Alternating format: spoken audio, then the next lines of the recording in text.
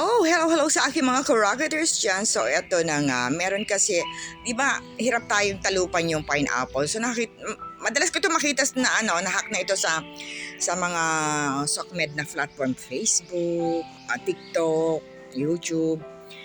So, ito nga yun, di ba, yung kita ninyo, kinuha niya yung crown ng pineapple, pinilipit niya, tinanggal niya, and then tinap niya ng ilang beses na nakatayo yung pineapple, and then nirolyo niya ng ganyan. Ayan.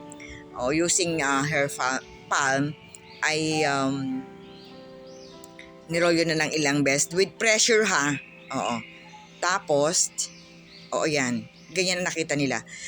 So, siyempre ako, hindi ako nagpahuli. Nagtry ako.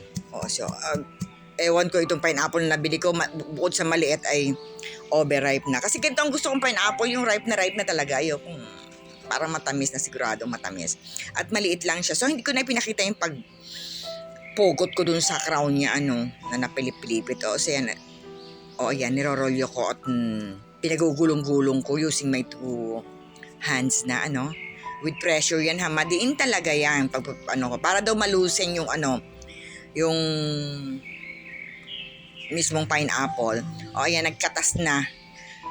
Nagkayat na yung katas niya dahil nabugbog na. So, nag-struggle ako dito pagkuha. Masakit siya sa daliri, So, hindi naman totoo na mabuti pa, tinalupan mo na lang ng gamit ang kutsilyo. Kasi ito, masisira yung kuko mo eh. Kakahugot nito.